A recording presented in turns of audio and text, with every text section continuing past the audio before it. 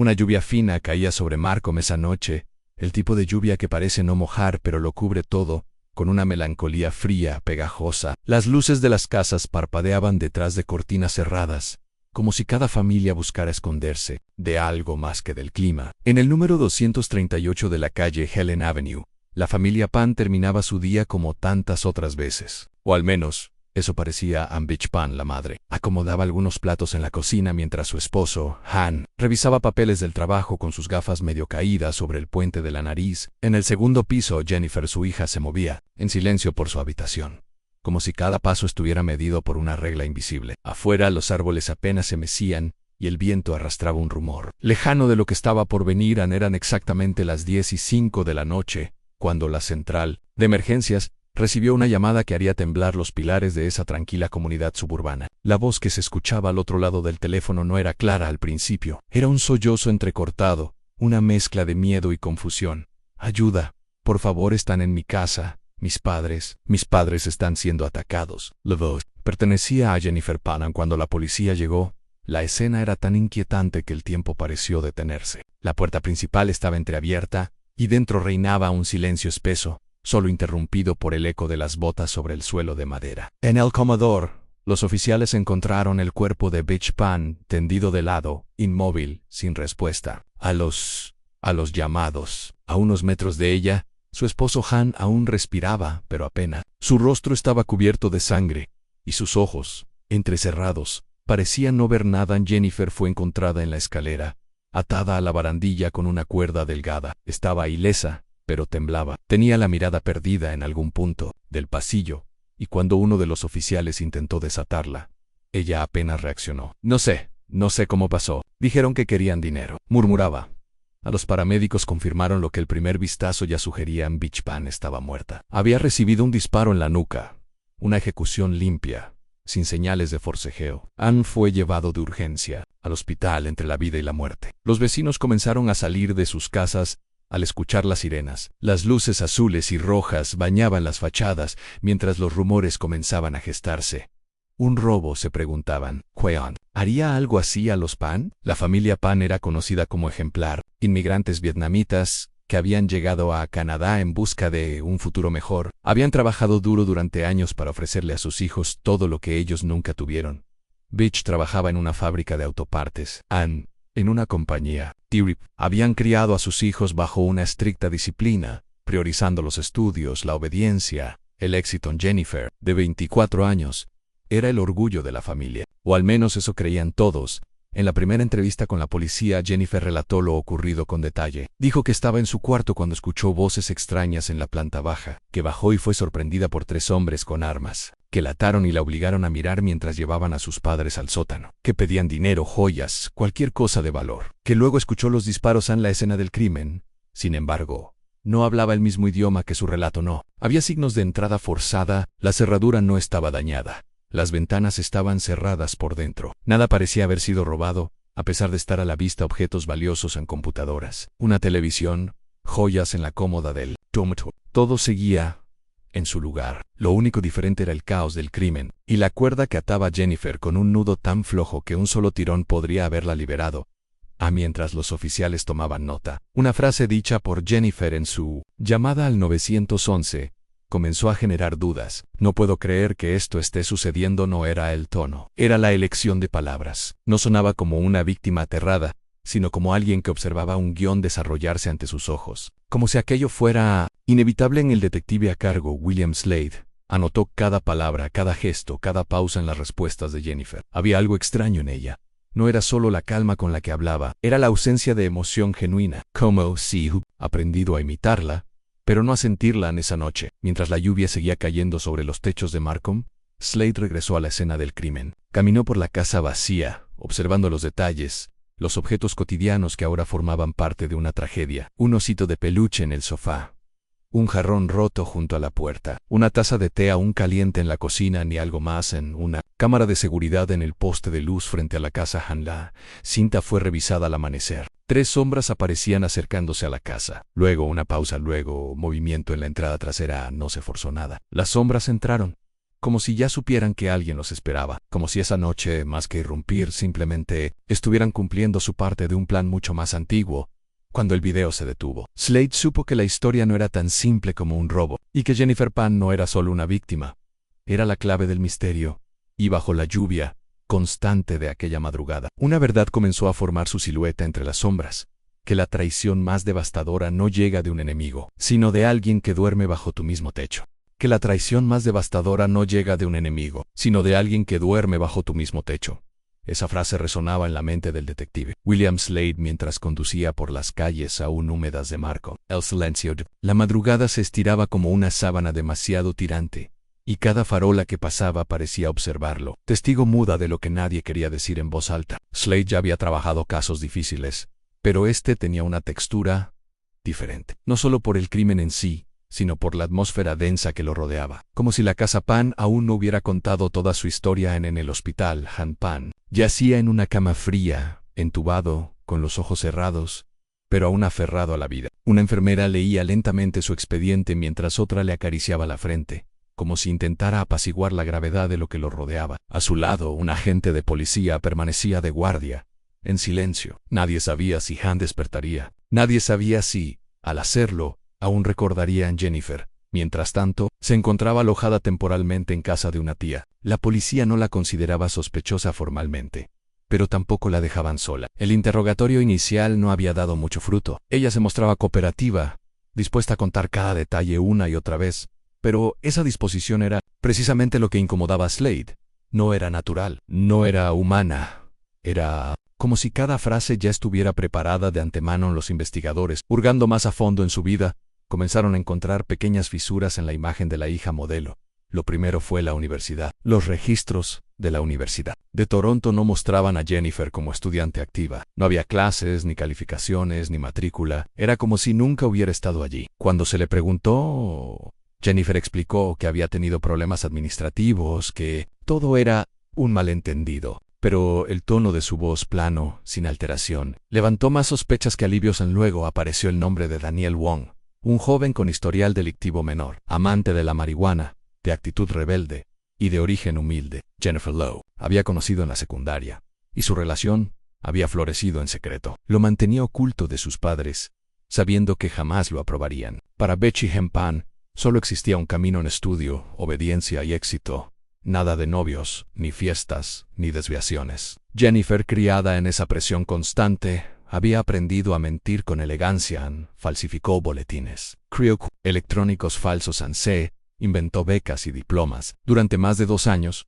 hizo creer a sus padres que asistía a la universidad todos los días. En realidad, pasaba las mañanas en cafés y bibliotecas públicas. A veces, iba al apartamento de Daniel. Volvía a casa por la tarde, con cuadernos llenos de apuntes copiados de libros ajenos.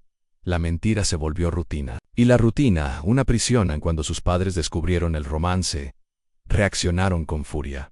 Le confiscaron el celular. Le prohibieron salir. Han incluso consideró despedir a su esposa del trabajo para que pudiera vigilar a su hija a tiempo completo. Jennifer sintió que el mundo se cerraba sobre ella. No había escapatoria. Daniel también comenzó a distanciarse, cansado de la situación ambini. Fue entonces cuando, entre mensajes desesperados, comenzó a surgir una idea, tenue, como un susurro, y si no estuvieran más. La conversación evolucionó con lentitud. Al principio, eran bromas, luego hipótesis. Finalmente, planes de los detectives rastrearon el historial telefónico de Jennifer. Descubrieron mensajes cifrados enviados a través de aplicaciones de texto, conversaciones con nombres desconocidos en código, rutas en preguntas como ¿puedes hacerlo parecer un robo? O ¿cuánto costaría por 2 personas? Cada palabra era un escalón más hacia una verdad insoportable. A uno de los hombres contactados por Jennifer era Andrew Montemayor, un conocido de Daniel con vínculos con pandillas locales. Aunque nunca se concretó nada con él, las intenciones estaban ahí como huellas dejadas en nieve fresca. Luego apareció otro nombre,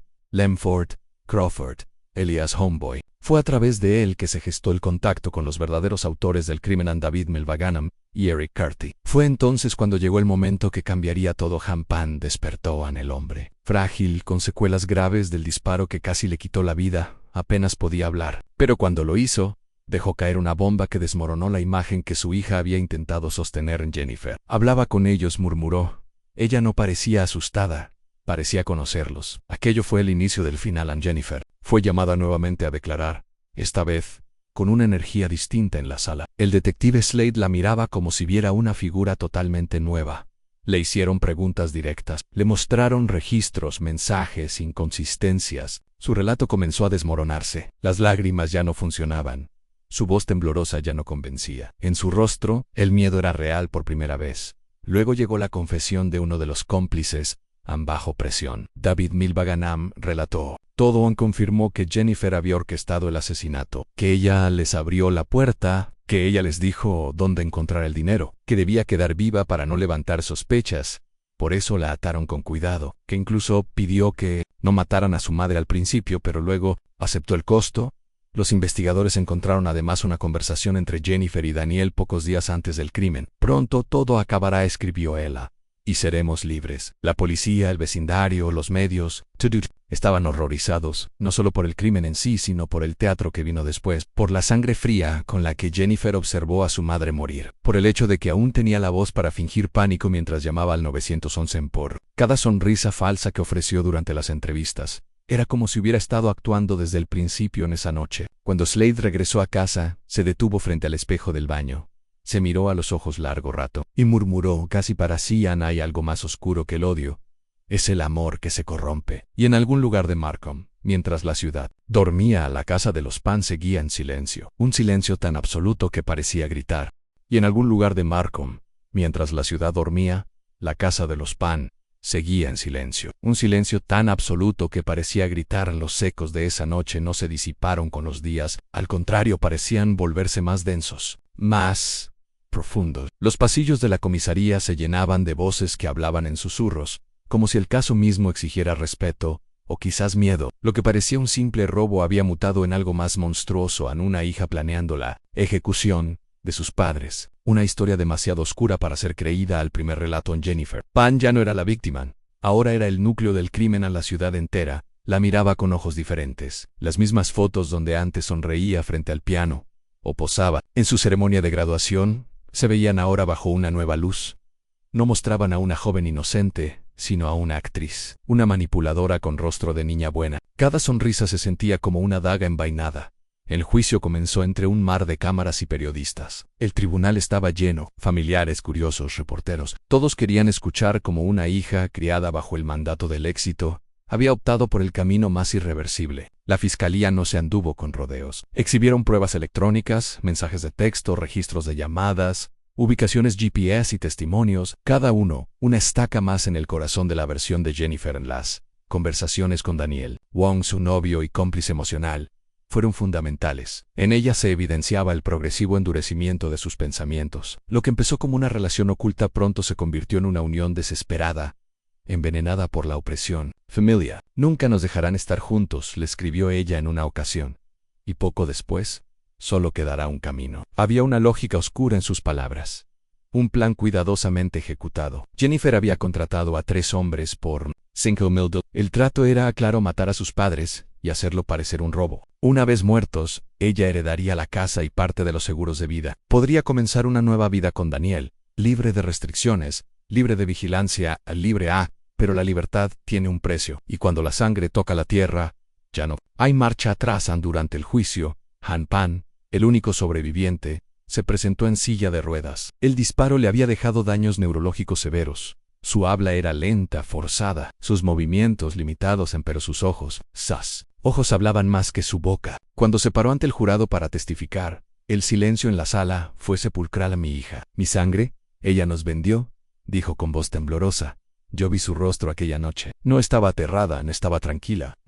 Durante varios segundos, la defensa intentó construir una narrativa de víctima. Pintaron a Jennifer como una joven manipulada por sus emociones, aplastada por las exigencias imposibles de unos padres demasiado estrictos. Una muchacha que había vivido bajo el control absoluto, sin autonomía, sin vida social, sin elección. Pero ese argumento humano no pudo borrar las pruebas. No podía justificar la meticulosidad de su plan, ni la frialdad de su actuación. Tras los disparos, incluso después de ver a su madre muerta, Jennifer tuvo la presencia de ánimo de atarse ella misma a la barandilla. Se dejó atar suavemente por los asesinos.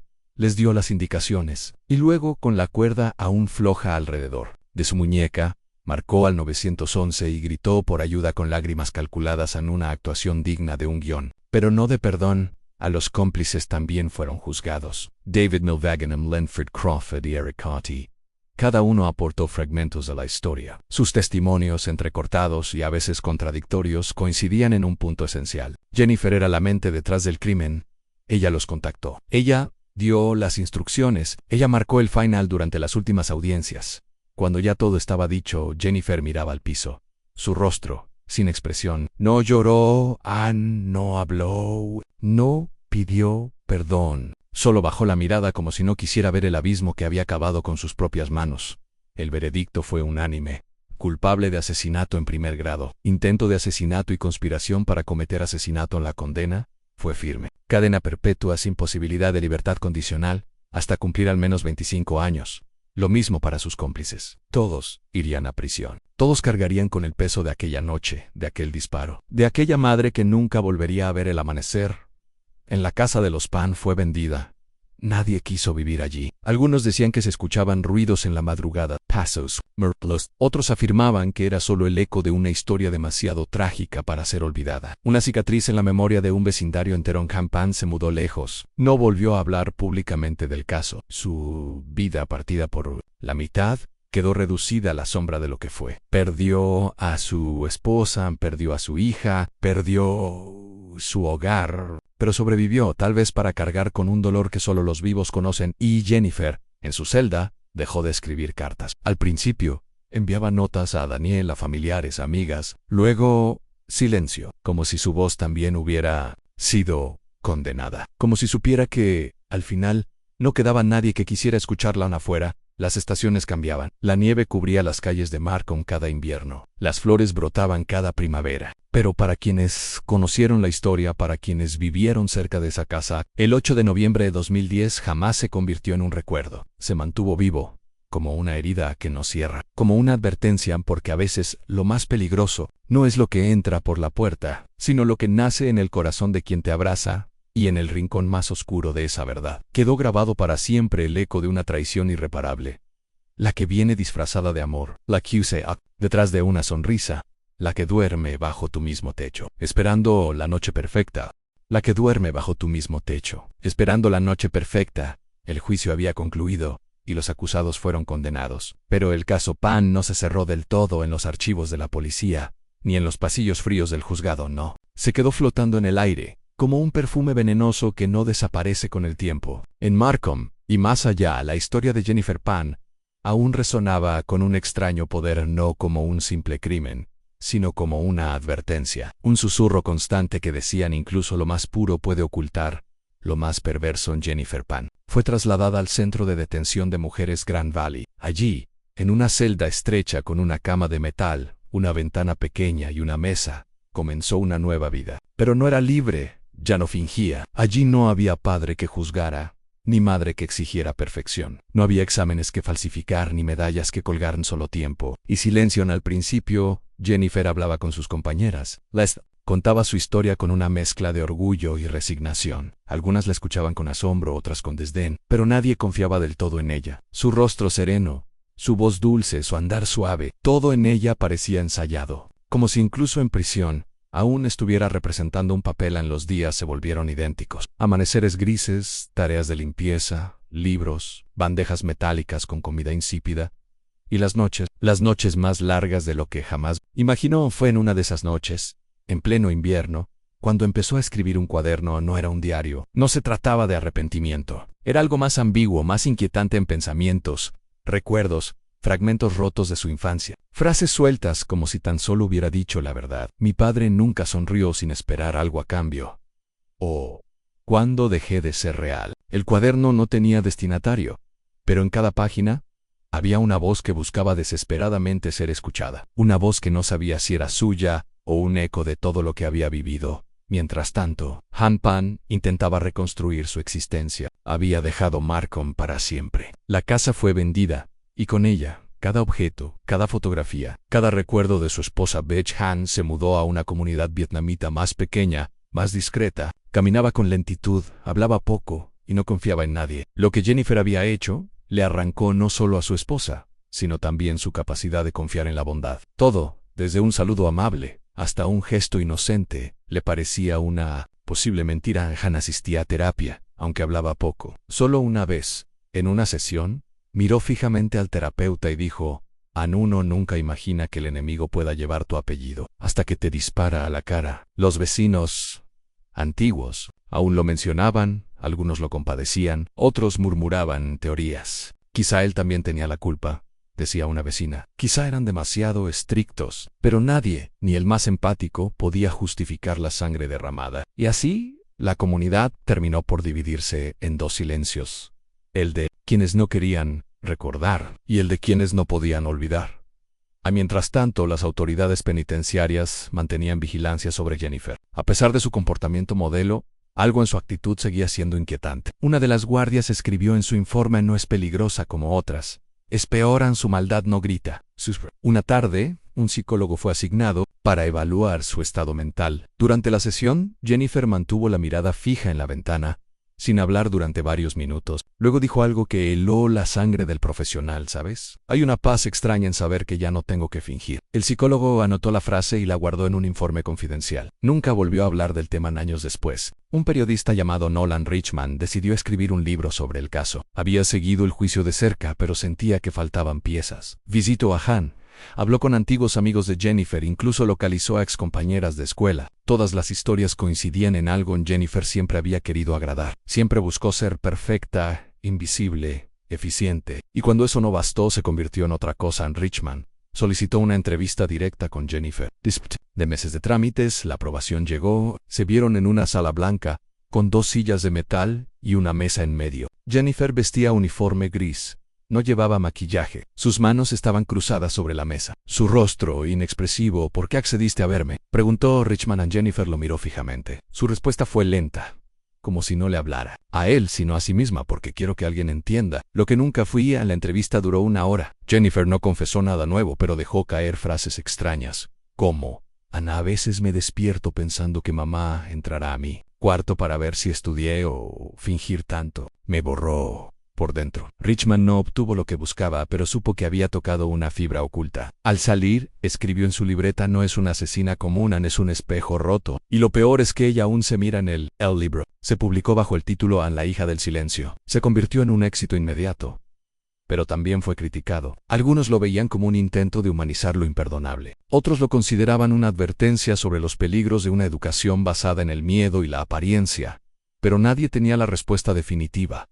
Jennifer Pan sigue en prisión. Su elegibilidad para libertad condicional está marcada para el año 2035. Algunos creen que, llegado el momento, se presentará como una mujer distinta, transformada, rehabilitada. Otros, sin embargo, están convencidos de que su transformación es solo otra máscara, otra actuación en las noches de invierno, cuando la nieve cubre las rejas del penal y el viento golpea las ventanas como dedos invisibles. Jennifer se sienta en su cama, abraza su cuaderno y cierra los ojos. No para sonar, sino para recordar, porque el verdadero castigo no siempre es la cárcel. A veces, el verdadero castigo es vivir sabiendo que fuiste tú quien lo destruyó todo.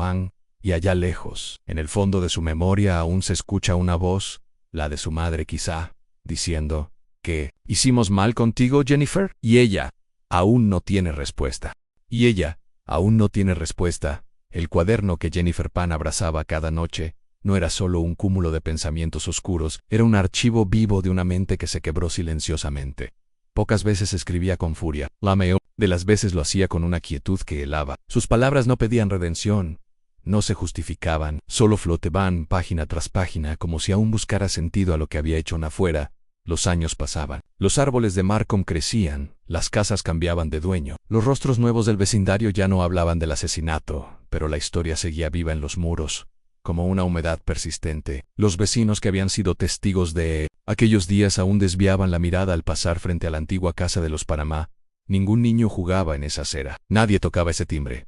Era una casa dormida, pero no en paz. Han Pan, con los años, se volvió aún más silencioso. Los domingos asistía solo al templo budista más cercano, caminando con pasos lentos como si cada movimiento pesara más que el anterior. Quienes lo veían sabían que no hablaba con nadie. Solo se sentaba frente a una pequeña estatua dorada, cerraba los ojos y respiraba. Algunos días se quedaba así por horas, como si esperara una señal, una respuesta que nunca llegaba a una. Periodista local, Elena Muñoz, decidió hacer un reportaje conmemorativo 10 años después del crimen. Se propuso visitar todos los puntos clave del caso en la comisaría, el tribunal, la casa, la escuela secundaria a la que Jennifer había asistido. Había algo que la inquietaba. A pesar del tiempo, el caso Pan no perdía su carga emocional. En cada entrevista surgía una frase repetida. Parecía una buena chica. Esa era la idea que nadie podía dejar atrás. No era una joven violenta, ni rebelde, ni descontrolada. Era una hija que sonreía, que ayudaba en casa, que sacaba buenas notas, que decía siempre gracias y por favor. Por eso su traición era tan insondable, porque nadie había sentido el peligro venir durante la preparación del reportaje. Elena pidió acceso a las cartas de Jennifer, muchas de las cuales habían sido enviadas a su padre, quien jamás respondió, y algunas a antiguos profesores. Las cartas eran prolijas, cuidadosas, bien escritas, pero había una en particular no enviada, que fue hallada en uno de sus cajones durante una revisión carcelaria. La hoja estaba doblada 4 veces, con una mancha de tinta en una esquina. Decía: a veces me pregunto si me convertí en monstruo, o si lo fui desde siempre y solo lo oculté bien. Mamá quería que yo fuera alguien. Papá quería que yo... Betty, y yo solo quería ser amada. No por lo que fingía ser, sino por lo que era de verdad, aunque nunca supe bien qué era eso. Esa carta nunca llegó a nadie, pero su contenido estremeció a Elena no porque redimiera a Jennifer, sino porque revelaba que incluso después de una década, su conciencia seguía atrapada en un espejo, que no reflejaba nada claro en una tarde de otoño. Mientras la brisa cargada de hojas secas recorría el patio del penal, Jennifer fue llamada a la oficina del director. No era común que la llamaran sin previo aviso. Caminó por el pasillo con la cabeza agacha, las manos cruzadas detrás de la espalda como si temiera lo que estaba por escuchar. Al llegar vio a 2 personas que no reconoció. Uno era un psicólogo del Ministerio de Justicia, la otra una mujer que se presentó como representante del Comité de Libertad Condicional. «Estás a 10 años de tu fecha de elegibilidad», dijo la mujer, en tono neutro. «Esto es una entrevista preliminar. No significa nada aún, pero queremos saber cómo piensas. ¿Cómo te ves hoy?» Jennifer levantó la vista. Por un momento pareció confundida. Luego, con una voz que no usaba desde hacía años, respondió: «No». Me veo en el silencio que siguió fue largo. Ni la psicóloga ni el oficial la interrumpieron. Jennifer entrelazó los dedos y continuó: «No hay una versión mía que quiera rescatar. No tengo un discurso bonito ni una reflexión conmovedora, solo sé que todo lo que toqué se rompió, que elegí un camino sin retorno. No hay redención para eso, solo silencio». Y tiempo la mujer anotó sin comentar. El psicólogo la observaba, pero no juzgaba. Al final de la entrevista, Jennifer fue escoltada de vuelta a su celda. Al pasar por el patio, el viento le revolvió el cabello. Por un instante se detuvo. Cerró los ojos y pensó en su madre. No en la madre que le exigía resultados, ni en la madre que la vigilaba, sino en la madre que, aún moribunda, había intentado proteger a su esposo. Según lo indicaba el informe forense en Beach Pan, se había interpuesto entre la pistola y Han. Recibió el disparo intentando cubrirlo. En ese recuerdo fue un peso nuevo sobre los hombros. Jennifer. Esa imagen jamás la había dejado, pero nunca antes la había enfrentado con tanta claridad. En las semanas siguientes volvió a escribir. Esta vez no lo hizo en cuadernos secretos, sino en hojas sueltas que entregó voluntariamente al personal psicológico del penal. Hablaba de control, de miedo, de expectativas, pero también de decisiones, de cómo la mentira se volvió su lenguaje, de cómo la necesidad de escapar se convirtió en veneno. Una frase destacó en uno de esos escritos: «Yo no maté solo a mí, madre, maté el lugar donde mi familia vivía dentro de mí». La frase fue analizada por expertos, citada en artículos, discutida en podcasts. Algunos la vieron como un indicio de introspección tardía, otros como otra manipulación. Pero lo cierto era que la figura de Jennifer Pan seguía atrayendo atención no por su crimen, sino por el enigma que lo sostenía, porque hasta el día de hoy nadie puede decir con certeza quién era Jennifer Panamá. Era una víctima de una educación implacable o una mente fría y calculadora. ¿Fue forzada por las circunstancias? ¿O fue su decisión desde el principio? La respuesta se hunde entre las páginas de sus silencios y quizás nunca la sabremos del todo. Pero cada vez que alguien recuerda su historia, se planta una duda en el corazón de quien escucha. ¿Y si en mi propia casa también hay algo que no veo? La celda de Jennifer estaba sumida en penumbra. Afuera, el cielo nocturno era apenas una sábana gris sin estrella. Desde hacía horas no se oía nada, ni siquiera el murmullo lejano de las otras reclusas. Solo el tic-tac persistente de un viejo reloj colgado en el pasillo y el suspiro sordo del viento contra los barrotes Anne Jennifer permanecía sentada al borde de su cama. Tenía una hoja de papel en las manos, doblada por la mitad, y una pluma temblorosa que parecía pesar más de lo que su alma podía sostener. Llevaba horas mirando esa hoja. Sin escribir pensaba en todo, en su madre, en su padre, en el sonido del disparo, en la cuerda floja que fingió inmovilizarla, en la sangre, en el 911 pensaba en su infancia, en las mentiras que dijo, en las en lo que quiso ser y en lo que se convirtió y de pronto, como si la noche misma le dictara desde un rincón del más allá, escribió solo una frase: no merezco perdón, pero merezco recordar. Luego dobló la hoja con lentitud, como si sellara en ella el peso de todo lo no dicho. Anne cerró los ojos, y por un instante, el silencio se volvió absoluto. Anne, como si el mundo contuviera el aliento. Anne, como si la oscuridad finalmente la abrazaran. Palabras finales. A veces, el crimen más imperdonable no es quitar una vida, sino matar el amor que te fue dado con sacrificio. Porque el verdadero castigo no está en la celda, sino en el eco de tu nombre, cuando ya no significa nada.